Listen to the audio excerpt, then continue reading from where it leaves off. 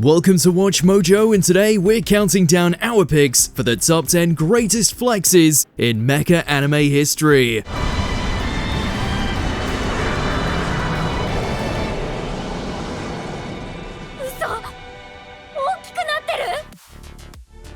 Number 10, allow me to introduce myself. Super Robot Wars OG, the Inspector.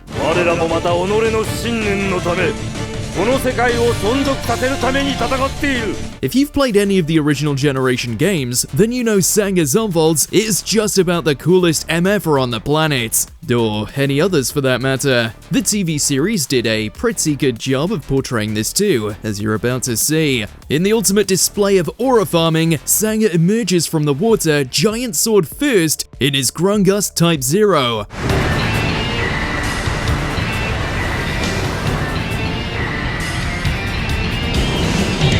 He then takes a simple circular swing at the surrounding units, and you'd probably expect them to all split in half. Typical anime trope, right?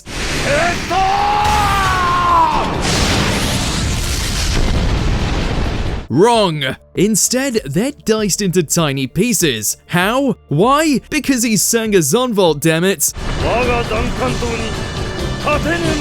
Number 9, Breaking Beck, the Big O. Jason Beck was a real pain in the ass for Roger pretty much anytime he popped up on the show. The sleazy criminal was perhaps at his most annoying when he managed to put together his Megadeus, the Beck Victory Deluxe. Look at him go! Run, Roger, run! It's a somewhat pathetic little thing, which even failed to pull off the Big O's iconic entrance. But alas, he got totally humbled after pulling off numerous frustrating stunts against Roger. Sorry to disappoint you, pal!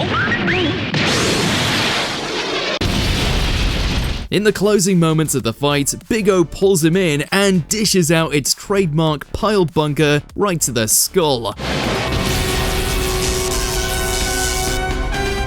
The whole thing shatters to pieces except for the cockpit, meaning Roger gets a front row seat to the spineless pilots quivering in fear. Stupid punks. To be able to enact this kind of destruction but still leave the pilots alive isn't just an act of mercy and pity, it's a flex at how well he can hold back. Roger Smith may be a louse, but he's a better man than us. Number 8, Mission Accepted, Gundam Wing Endless Waltz. I will truly be victorious. The Gundams have all stopped fighting! Told ya! Sheer disrespect, that's the best way to describe this moment. When taking the fight to Dekim and Marimea, Heero arrives at their final outpost looking to end the battle. He calls them for a quick chat, mostly to confirm one of their claims, that their fortress is impenetrable. Let me confirm. Your shelter shield is activated? What are you planning? Your shelter is secure, is it? Of course it is. See for yourself just how powerless you are. Roger that. Challenge accepted, says Heero, who then proceeds to contradict everything they've said by blasting the fortress relentlessly with Wing Zero. His aim is so good that he's able to hit precisely the right spot to break the fortress's shield. That's impossible! How could this be happening? Never tell a Gundam pilot that something is impossible. Number 7, Rising from the Ashes, Yamato Takeru. When your series features mechs created by literal gods, you know there's some flexing to be had. Early on in the show, Kazuno, piloted by Kiryomi, manages to lay the smackdown on the divine machine Susanoo, piloted by Yamato.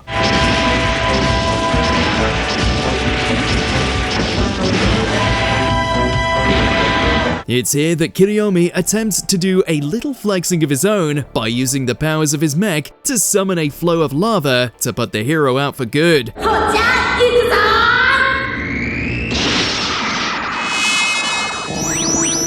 Game over, right?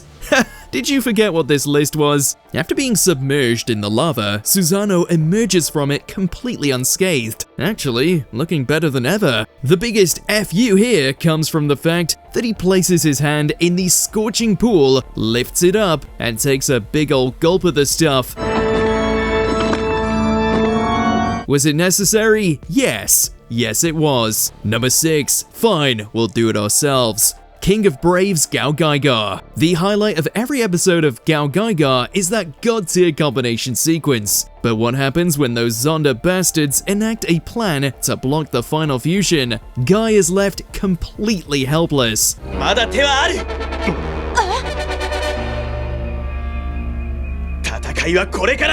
That is until the 3G crew come up with the insane plan of trying to gatai GaoGaiGar and the Gao machines manually.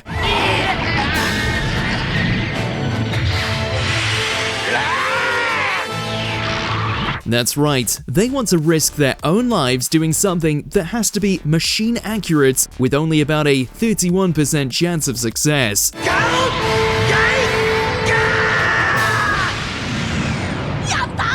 As a small hiccup at first, but the team manages to pull it off in style, leaving the Zonderized menace helpless against a heaven and hell attack.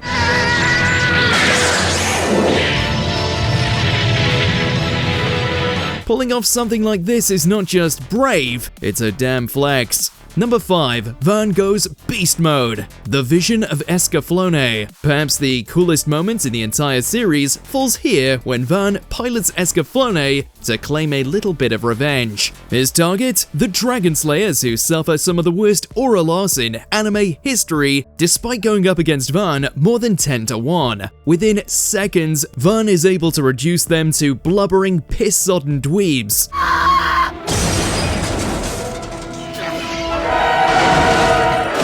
He's taking them out left and right, but they don't die with dignity. No. Each one is screaming in terror as he chops them to bits.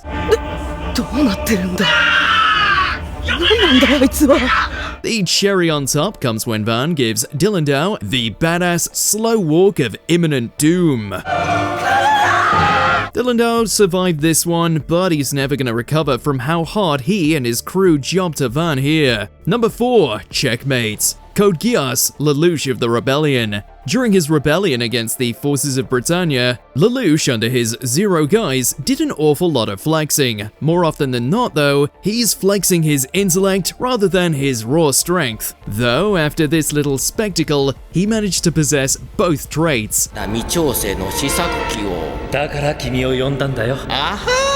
With the very first flight-capable Nightmare frame nearing completion at the enemy encampment on the island, Lelouch is able to orchestrate one of his greatest campaigns in the whole series, infiltrating the enemy lines.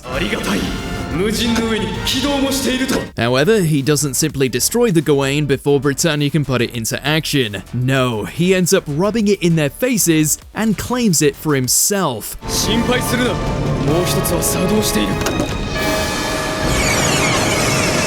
The worst part of this whole situation for the Britannians is that this is the perfect unit for Lelouch. Now he can get an aerial view of the battlefield, see all the pieces, and turn it into even more of a chessboard for him than ever before. Also doesn't hurt that it can fire massive hadron cannons at his foes, but still.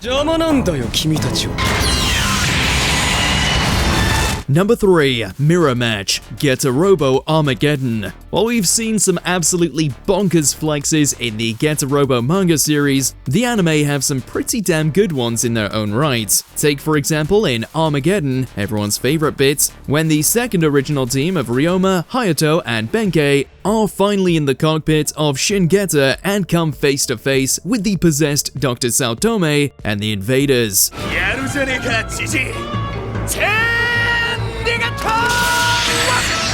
It's Geta versus Geta, with the advantage obviously going to the constantly regenerating villains. They're frantically switching between forms over and over, but that's when the lads show just who the hell they are.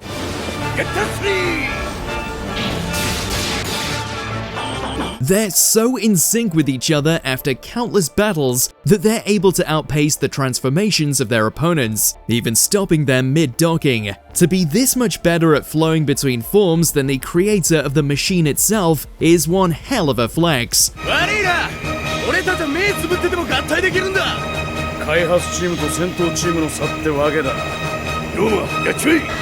And that stoner sunshine at the end is the ultimate chef's kiss. Mwah!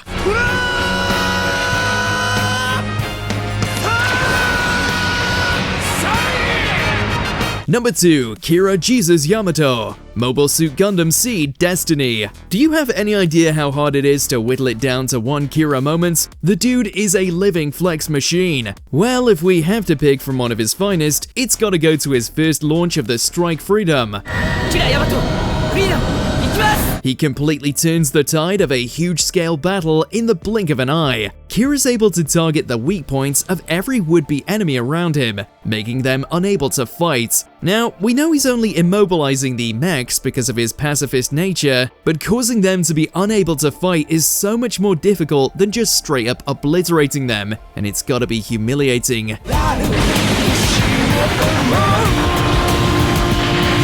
He's done this before, but not to this scale. Alas, 25 downed opponents in 2 minutes just isn't enough for him though. He then decides to take the fleet out too, with shots so precise the passengers survive. The lad is just plain ridiculous.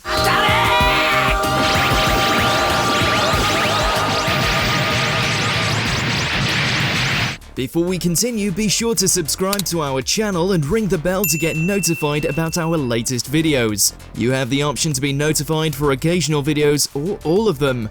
If you're on your phone, make sure to go into your settings and switch on notifications. Number 1. Who the hell do you think we are? Gurren Lagann the movie. The lights in the sky are stars. You simply cannot talk about overpowered mecha without bringing up Gurren Lagann. While the series conclusion saw the ridiculous galaxy-sized Tengen Toppa Gurren Lagann come together, the movie compilations had to take things even further beyond. Here in the final battle with the anti-spiral, rather than stopping at the Tengen Toppa stage, Simon and the crew get absurdly bigger and reach Super Tengen Toppa Gurren Lagann.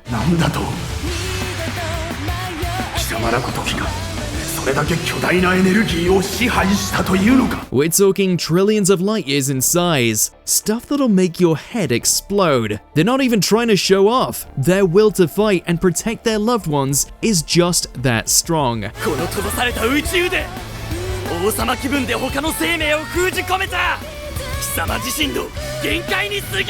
What were the odds of victory again? Who cares? Do the impossible, see the invisible, row row fight the power. Which mecha anime flex did we miss? Let us know in those comments below.